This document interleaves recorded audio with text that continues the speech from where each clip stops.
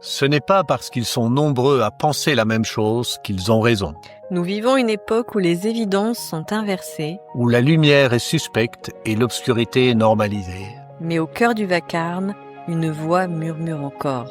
Un chemin se dévoile pour ceux qui osent déplier l'oreille du cœur. Un chemin d'alignement et de renouvellement, Où neurosciences et foi ne s'excluent pas mais s'éclairent mutuellement. où la conscience s'éveille et l'âme se déploie. Bienvenue dans Neurosciences et foi pour une vie inspirée. Le podcast du déploiement intégral, Pour rayonner et faire pencher la balance. de l'obscurité à la lumière. Bienvenue dans ce 8e épisode. Arrêtez de croire en Dieu ou en la science hermétique. En effet, si la science et Dieu pouvaient se rencontrer, bien au-delà des conceptions habituellement répandues, et s'il n'y avait plus un créateur mais une unité Dieu tellement plus puissante et insondable que nos projections culturelles, et si le raisonnement scientifique et les sciences cognitives menaient vers Dieu sans contredire le théorème de Bella. Bienvenue à vous.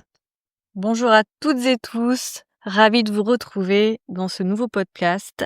Alors peut-être vous reconnaissez-vous dans ces questions suivantes. Vous n'avez jamais cru en Dieu parce que la science a démontré que l'univers fonctionne sans intervention divine. Mais vous vous demandez parfois d'où vient cette intelligence extraordinaire qui organise le cosmos de l'ADN aux galaxies. Vous croyez en Dieu depuis toujours parce qu'on vous l'a enseigné et que ça donne du sens à votre vie. Mais vous vous sentez mal à l'aise face aux découvertes scientifiques qui semblent contredire vos croyances. Vous vous fichez royalement de Dieu, mais vous aimeriez comprendre pourquoi votre intuition vous guide parfois mieux que votre logique, pourquoi certaines coïncidences défient les probabilités, pourquoi vous sentez parfois des choses que vous ne pouvez pas expliquer. Vous pratiquez la méditation ou des thérapies énergétiques et vous obtenez des résultats concrets, mais vous n'arrivez pas à expliquer scientifiquement ce qui se passe, ce qui vous agace ou vous fait douter. Vous êtes thérapeute, coach ou soignant et vous constatez que vos patients guérissent parfois au-delà de ce que prévoient les protocoles, mais vous n'osez pas en parler de peur de passer pour un charlatan. Vous êtes scientifique ou ingénieur et vous respectez la méthode scientifique, mais vous pressentez que quelque chose d'essentiel échappe à nos modèles actuels. Si vous vous retrouvez dans l'une de ces situations, ce podcast va probablement bousculer votre vision du monde. Mais rassurez-vous, il ne s'agit ni de détruire vos croyances, ni de nier la science. Il s'agit de découvrir un niveau de réalité plus profond qui réconcilie tout. Alors Joachim, Laure, dis-moi. et si le plus grand débat de la physique moderne cachait en réalité la clé d'une transformation radicale de notre compréhension de la réalité, de la conscience et de notre pouvoir créateur? Ces sujets qui, depuis plus d'un siècle, on assiste à un spectacle fascinant. D'un côté, on a la science qui découvre un univers quantique, mystérieux, où l'observateur influence l'observé, où l'information voyage instantanément, où la matière émerge du vide. Et de l'autre côté, cette même science refuse obstinément d'explorer les implications de ses propres découvertes sur la conscience et sur la spiritualité. Résultat, on rentre dans un monde qui est schizophrène, où les physiciens invoquent secrètement Dieu pour expliquer le hasard quantique, tandis que les spiritualistes récupèrent la physique quantique pour justifier n'importe quelle croyance. Du coup, entre dogmatisme scientifique et mysticisme de pacotille, y a-t-il une troisième voie? C'est ce qui m'a toujours taraudé et c'est vraiment ce que je propose de dépasser cette opposition stérile finalement qui a démarré entre Einstein et Bohr pour découvrir une autre voie, peut-être révolutionnaire, dont je vous parlerai plus loin dans le podcast. On va essayer de bien saisir toutes les nuances. Une approche qui pourrait réconcilier le déterminisme et la liberté, la science et la confiance, sans sacrifier la rigueur intellectuelle, je précise, et qui pourrait transformer notre compréhension de ce que nous sommes et notre pouvoir créateur dans ce monde. Voilà. Mmh. Alors, du coup, là, tu viens d'évoquer Einstein et Bohr. Mmh. Alors, est-ce que déjà tu peux revenir, sur cette, opposition dont tu Et sur parles? ce débat, bien Oui, sûr. ouais. Bien, la position d'Einstein, il prônait l'ordre caché. Donc, il ne pouvait pas accepter que la nature soit fondamentalement probabiliste, en fait, hein. Pour lui, l'apparente indétermination quantique masquait probablement des variables cachées, des mécanismes sous-jacents qui, une fois découverts, restaureraient le déterminisme classique. Donc la théorie quantique était certainement imposante, mais pour lui, une petite voix intérieure lui disait qu'elle n'était pas encore vraie. Il écrivait ça en 1926, je pense, si mes souvenirs sont bons. Et donc, c'est une vision qui impliquait un réalisme objectif, quoi. La réalité existe indépendamment de l'observation. La réalité existe indépendamment de l'observation. On verra que c'est faux. Un déterminisme causal, chaque événement a une cause précise. On verra qu'on est plus loin.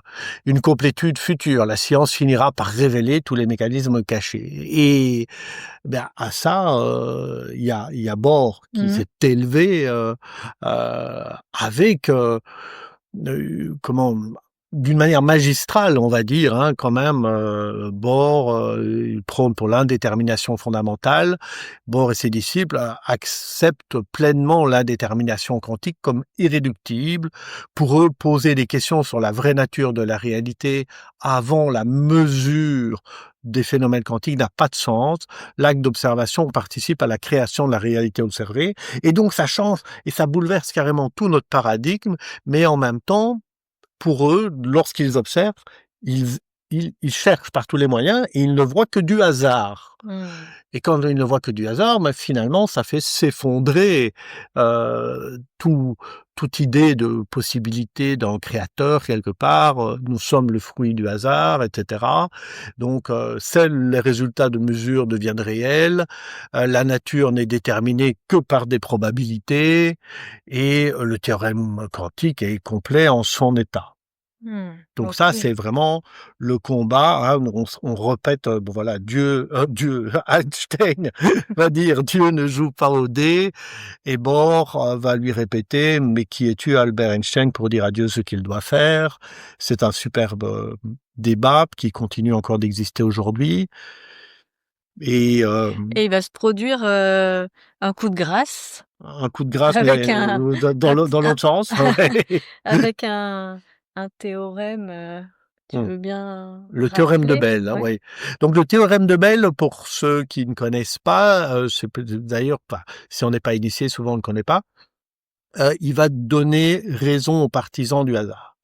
L'idée, qu'Einstein avait que si on ne pouvait pas expliquer le hasard, c'est qu'il y avait des paramètres cachés quelque part, des variables cachées locales, Bell va l'exclure par un théorème mathématique extrêmement brillant, qui fait consensus aujourd'hui, que voilà, que Einstein ne peut qu'accepter, hein, donc et qui va être en plus ce théorème-là. Donc en fait, qu'est-ce qu'il dit ce théorème? Il dit que non, effectivement, quand on observe les équations quantiques, les résultats, et cetera, heu, on ne peut on ne peut pas dire qu'il y aura des variables cachées qui vont faire, apparaître les résultats.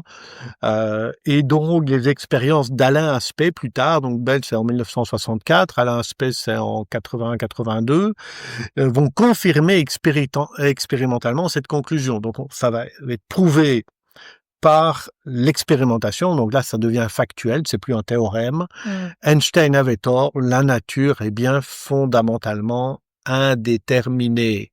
Conclusion, soit Dieu joue au dé, soit il n'y a pas de Dieu, et nous sommes que le fruit d'accidents dus au hasard, et boum, le pavé dans la mare qui va faire exploser encore plus, euh, quelque part, cette tension intérieure, on sent qu'il y a quelque chose de plus profond, mais tout d'un coup, on devient le fruit du hasard, quoi. Mmh. Donc, Grosse victoire pour le modèle de Copenhague, hein, donc très grosse victoire qui semble définitive quasiment, mais on le sait bien, en science, jamais rien n'est définitif. Et donc, voilà. Et pourtant, donc quand on continue à observer, notamment notre société contemporaine, cette victoire-là que tu viens, d'expliquer, a généré, ses propres dérives? Ah oui, bien sûr. Donc elle a généré ces dérives d'un point de vue, bah, finalement, si on est dû, au hasard, il va y avoir toutes des dérives qui peuvent être philosophiques, sociétales, et cetera, qui peuvent emmener encore plus dans un monde renversé, dans une, finalement, encore plus dans une forme de débauche et finalement une perte des points de repère et des valeurs. Ça, c'est d'une part la dérive qu'il peut y avoir au niveau philosophique et psychologique. Mais on a aussi une dérive théologique, malheureusement. Donc, il y a euh, des, des scientifiques qui sont aussi qui croyants, qui vont essayer d'argumenter en faveur de Dieu, mais de manière maladroite, avec des interprétations métaphysiques hasardeuses. Ils vont être incapables d'accepter qu'il y a un hasard et donc ils vont tenter de combler ce vide par quelque part des phénomènes métaphysiques ou surnaturels. Et on va même, encore aujourd'hui, en 2025, je tombe sur la vidéo lors d'une interview d'un physicien, prof de physique, etc., donc en France, qui, je ne citerai pas son nom, mais qui, dans une intervention publique, affirme que le hasard quantique fondamental ne peut avoir d'origine physique et il doit donc provenir d'un esprit omniscient. Le mec, il dit encore ça en 2025, et donc Dieu lui-même qui effectuerait les choix quantiques. Et ça, ben évidemment, c'est une proposition qui présente plusieurs biais majeurs.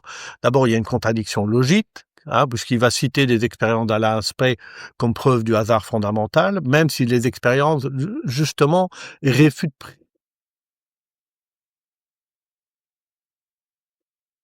Il a un argument de Dieu bouche-trou finalement, il invoque Dieu pour expliquer ce qu'on comprend pas, et ça relève vraiment, moi je pense d'une forme ça manque de rigueur scientifique, et puis il va mélanger les genres, donc spéculation théologique, etc.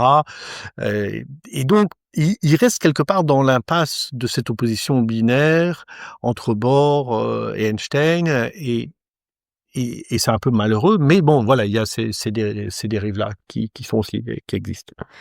Alors, et après tout ça et pourtant, j'ai envie de dire, Ouais. il y a une question, qui persiste, que je vais du coup te reposer ainsi, Mmh. Quelle est la probabilité que le hasard seul ait pu créer la vie? Ça, c'est Ah, une question, ça, voilà, ça on est sur quelque chose de plus rigoureux, même si il y en a qui ont enterré cette question trop rapidement. En essayant de donner des explications et trouver des modèles, mais je pense qu'ils ont été un peu trop vite, et c'est pour ça que je vais revenir dessus. Si on prend juste la probabilité que toutes les variables qui déterminent, enfin toutes, non, très loin de toutes, mais celles que nous connaissons, qui déterminent l'homéostasie de l'univers, donc c'est-à-dire son équilibre, sa capacité à s'autoréguler, mais aussi l'homéostasie des systèmes vivants, qui s'emboîtent les uns dans les autres finalement, par des mécanismes biochimiques et physiques, qui se complètent les uns dans les autres pour que la vie telle que nous la connaissions aujourd'hui soit possible. Donc si on prend 13,7 milliards d'années depuis le Big Bang, moins 3,5 milliards d'années, origine supposée de la vie sur Terre, on va dire, même si on ne prend que notre position à nous, au bout de 9,2 milliards d'années, bah, quelles sont les variables connues que l'on a? Si on prend toutes ces variables, on prend la constante cosmologique, le rapport des forces électromagnétiques et gravité, la masse du proton, du neutron, les constantes nucléaires, je ne vais pas tout détailler. S'il y en a qui sont intéressés, ils pourront lire l'article qui sera fait sur le sujet, même faire un article scientifique pour être déposé. avec des équations, etc. Ils pourront voir tout ça. Si on prend également la zone habitable stellaire, la composition chimique, la stabilité planétaire, etc. Si on prend un calcul global, très conservateur, hein, en multipliant simplement quelques facteurs, on a des 10 exposant moins 120 par rapport à la constante de Planck, des 10 exposant 40, etc., etc. On arrive à une probabilité qui est une chance sur 10 exposant 174, 174. Excusez-moi, tu vois, ça me fait tousser parce que c'est inimaginable. Il faut bien comprendre que c'est incompréhensible. C'est même pas la probabilité, elle s'efface dans l'infini, elle devient égale à zéro. Bah, 174 chiffre derrière la virgule, c'est colossal. C'est 174 fois 0 derrière. Donc, si on prend le nombre d'atomes dans l'univers observable, le nombre d'atomes, je ne parle pas d'étoiles ou de planètes, c'est 10 exposant 80. D'accord? Si je prends 10 exposant 80, ici on a un 10 exposant 174. Si je prends le nombre d'événements quantiques depuis le Big Bang, en gros, on est à 10 exposant 140. Donc, on a encore, même par rapport à ça, un facteur de 10 exposant 34, hein, en nombre d'essais possibles, pour que le hasard seul puisse expliquer notre existence. Donc, finalement, bien évidemment, nombre de scientifiques se sont dit non, ça c'est pas possible, hein, on ne peut pas soutenir cela, donc il faut qu'on trouve d'autres modèles. Et parmi ces autres modèles, tu as l'hypothèse du multivers, mais d'un multivers qui est quand même finalement quelque part un somme d'essais de hasard, où finalement une infinité d'univers, et puis le nôtre apparaît comme étant la seule solution qui a été probable et qui peut perdurer. D'autres vont penser au principe anthropique fort, finalement, par le fait que une forme de sélection naturelle dans les essais fait qu'on se dirige un peu comme un funnel vers cet univers que nous connaissons, mais ce modèle-là, il est très critiquable. Et on a d'autres explications qui dépassent le cadre strictement scientifique. Donc voilà comment la plupart enterrent cette incohérence factuelle entre l'univers que nous observons et l'improbabilité statistique complète qu'il ait pu apparaître par le fruit du hasard. Fort heureusement, on ne va pas rester dans le clivage, mais proposer une nouvelle solution. Oui, merci pour, toutes ces explications et effectivement, toi en tant qu'explorateur de l'humain, Mmh. de son fonctionnement avec, toutes ces matières-là dont tu viens de parler qui te passionnent, hein, que ce soit, la physique quantique, la métaphysique et cetera. Ça t'amène, aujourd'hui, enfin pas qu'aujourd'hui même, mais déjà depuis pas mal de temps, à proposer, donc une nouvelle solution, j'ai envie de dire un nouveau paradigme, Mmh. pour ramener ça finalement à notre vie, concrète, hein, de Mmh. d'être humain et donc j'aimerais bien maintenant que tu nous parles de ce nouveau paradigme. Bah, avec grand plaisir, hein. C'est vraiment, hem en vraiment en toute humilité, c'est vraiment de l'observation et de la compréhension. Donc c'est une proposition, c'est une voie d'ontologie relationnelle. L'ontologie, pour rappel, c'est qui suis-je réellement? Quelle est ma place dans l'univers? C'est vraiment la question essentielle qu'on retrouvera d'ailleurs au sein de toutes les recherches spirituelles profondes. Mmh. Heu, de partout sur la terre. Qui suis-je réellement? Hein? Qui est ce je conscient?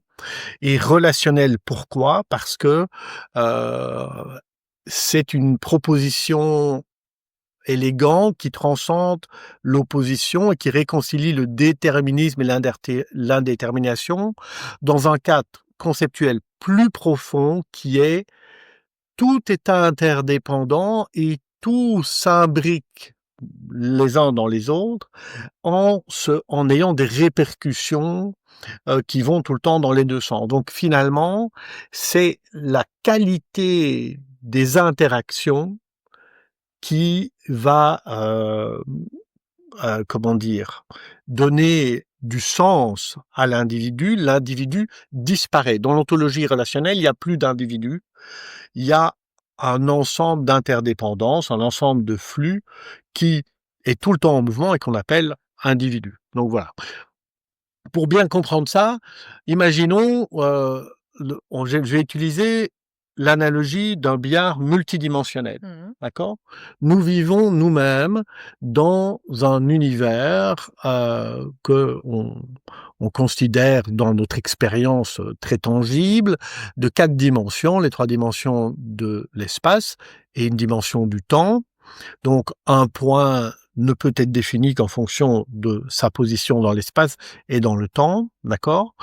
Et on va imaginer que ces 4 dimensions, on va les ramener c'est un exercice de pensée, hein, on va les ramener à une couche, donc qui serait la couche d'un billard. Alors j'aime bien utiliser cette métaphore du billard parce qu'elle est déjà utilisée par d'autres depuis longtemps, notamment Philippe Guimond a aussi expliqué sa métaphore du billard. On va aller encore un peu plus loin ou en tout cas développer un autre aspect. On va imaginer un billard en volumétrique, c'est-à-dire un cube, d'accord? Donc ça, j'invite tout le monde à imaginer qu'on a un billard volumétrique et ce cube est composé effectivement de une multitude de couches de 2 dimensions, d'accord? Et nous, notre univers, imaginons que c'est une couche de dimensions. Et puis tout d'un coup, on voit passer une boule sur ce billard et on dit tiens, elle est apparue hasard, puisque finalement, hein, on imagine très bien que la boule qui rebondit dans ce billard à 3 dimensions, elle va suivre un parcours en rebondissant à droite et à gauche, en haut et en bas, et devant et derrière, et à un moment donné, elle va traverser notre couche, et là, on va dire, tiens, elle apparaît par hasard. Et donc, c'est un hasard à notre niveau, sur notre couche. Et évidemment, si je reste sur ce modèle-là, le théorème de Bell va me contredire. Il va dire, non, c'est pas vrai. Parce que ça voudrait dire qu'on est dans un cube déterminé, et si le théorème, il fonctionne très bien, il peut te prouver par A plus B plus C plus XY que il n'y avait pas quelque chose, une variable cachée avant qui fait que ça mène là. Mais c'est logique parce que chaque couche est en fait, dans une ontologie relationnelle, est interdépendante les unes des autres. Donc on n'est pas dans un cube qui est prédéterminé, nous serions dans un cube qui est en oscillation constante. Chaque couche en fait du cube oscille, et elle ne oscille pas par hasard, elle oscille par le fait, imaginons même ne fût-ce que le déplacement de la boule, eh bien va créer des oscillations dans chaque couche, et chaque couche modifie également finalement le mouvement de la boule, de la bille de billard. Donc finalement, l'interaction de chaque couche, l'interdépendance, mais factuelle, eh bien, va donner une impression de hasard, alors qui est effectivement du hasard, puisque quelque part, l'activité même d'essayer de calculer le déplacement de cette bille dans le cube va influencer l'ensemble des couches. Donc voilà, donc on arrive à quelque chose qui change en fait. Oui. Hein, on passe de l'interaction à l'interdépendance. Voilà. C'est l'interaction, c'est des entités séparées qui s'influencent, et l'interdépendance, finalement, des composants qui n'existent que dans leur relation mutuelle. Exactement. C'est ça vraiment la subtilité dans. C'est ça. Il n'y a pas d'autre chose. Donc on a par exemple donc ce qui fait que les boules n'ont plus de trajectoire newtonienne prédéterminée, mais des trajectoires qui sont semi-déterminées, constamment influencées par les interactions entre les couches. Donc, ça peut, l'indétermination ne vient plus du hasard, mais de la complexité relationnelle pure, qui est impossible à calculer, car le calcul lui-même fait partie du système qu'il tente de décrire. Et donc, si on comprend l'interaction et l'interdépendance, la clé conceptuelle, c'est de passer de l'idée d'interaction d'entités séparées qui s'influencent à celle d'interdépendance composants qui n'existent que dans leur relation mutuelle, exactement.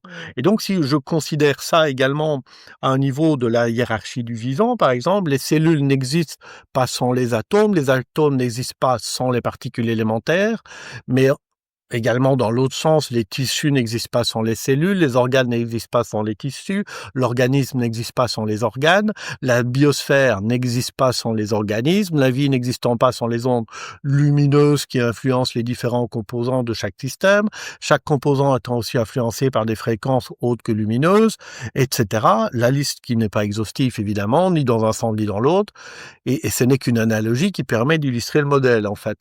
Donc, chaque niveau n'a de réalité que par et dans ses relations avec les autres niveaux. Il n'y a pas d'entité indépendante qui pourrait interagir secondairement, mais seulement des patterns relationnels qui se maintiennent temporairement dans un flux permanent de transformation. Mmh. Ouais, ça me donne vraiment l'image que tu utilises souvent, des fractales. Exactement, exactement. Comme une fractale, globale, quoi, Ouais, c'est ça? tout à fait. Donc, moi j'appelle ça une fractale informationnelle, donc notre réalité devient alors une structure fractale où l'information, l'énergie et la matière, donc forment un continuum transformationnel. À chaque échelle, des patterns émergent temporairement, se maintiennent, évoluent, se dissolvent dans d'autres patterns, etc. Et donc, du coup, l'indétermination quantique n'est plus un mystère inexplicable. Elle devient explicable, même si on ne peut pas la calculer. Donc, ça ne contredit pas du tout le modèle. L'ignorance temporaire ou le caprice divin, tout ça, disparaît.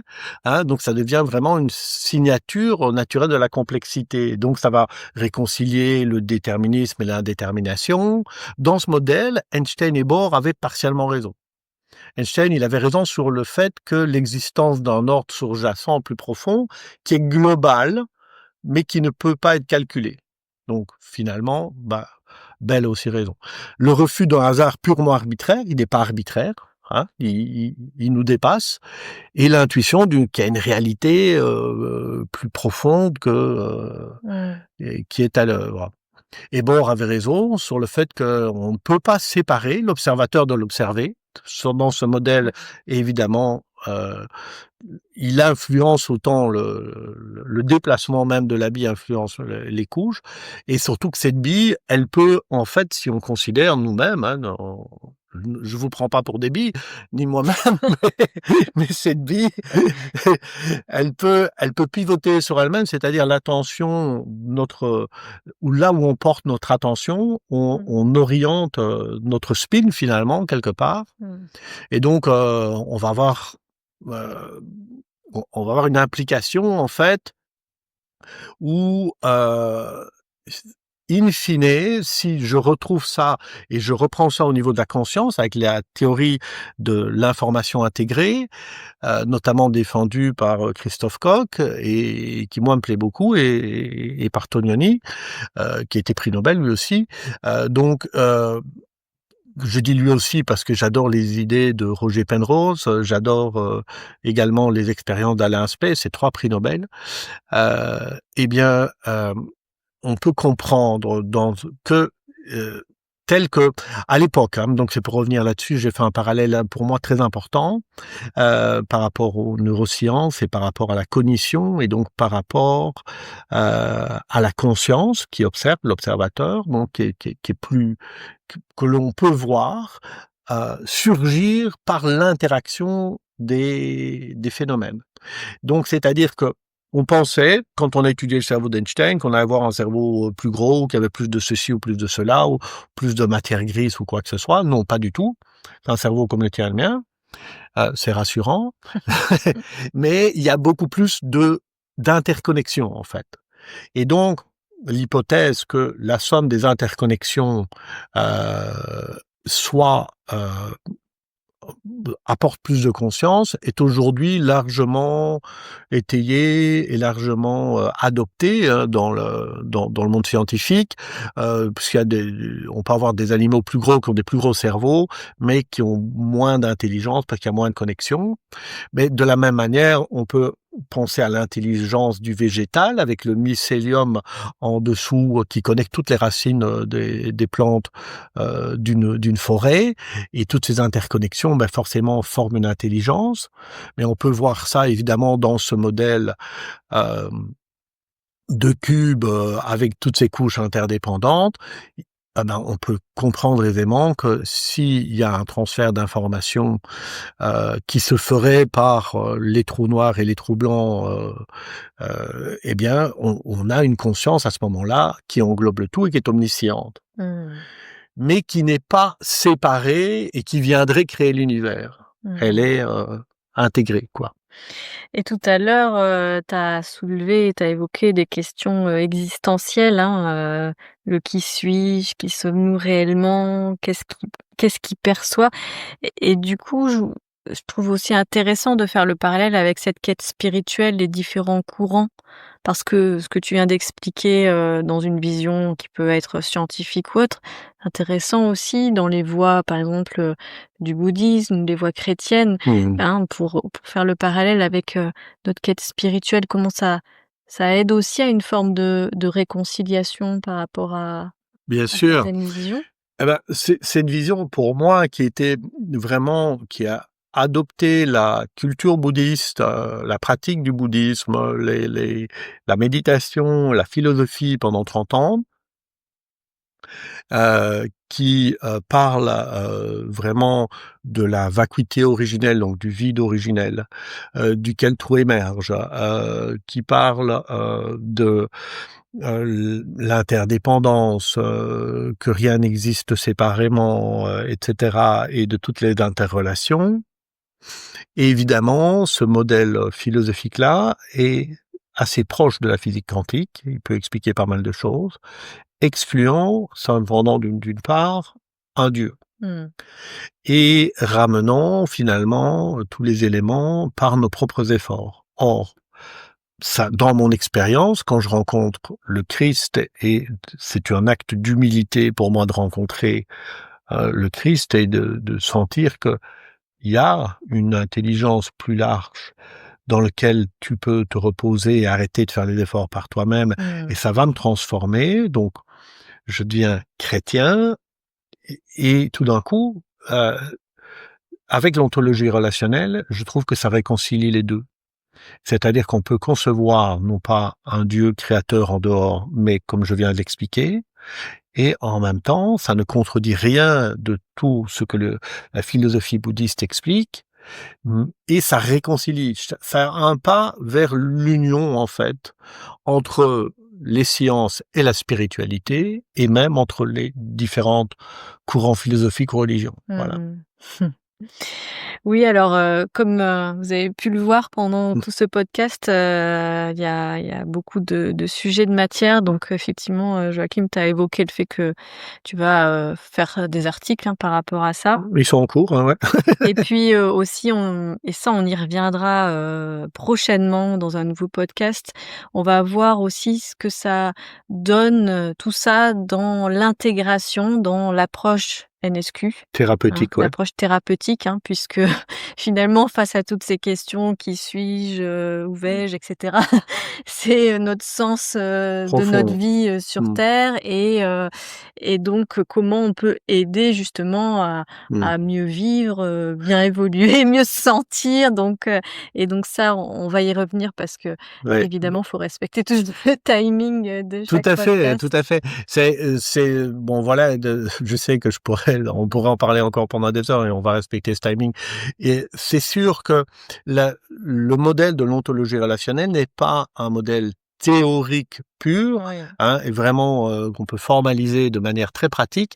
Et pour moi, il est venu surtout de mes interactions avec l'être humain, en essayant de comprendre ce qui nous fait bouger, pourquoi on se sent comme ceci et comme cela. Donc, c'est avant même que j'ai pu le formaliser, c'était déjà ce qui finalement sous-tendait la création des processus neurosomatoquantiques, donc de la NSQ. Et donc ça, on en parlera de manière très On va en parler pragmatique dans un très prochain épisode. très Ouais. prochainement et on vous remercie à nouveau pour, vos commentaires, vos partages. N'hésitez pas à partager autour de vous et on se retrouve très, très bientôt.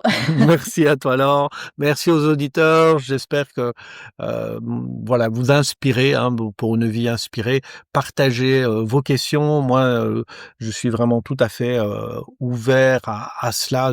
J'ai besoin d'ailleurs de vos partages, de tous nos rebondissements, parce que je crois énormément à l'intelligence collective. Merci à vous et à très bientôt.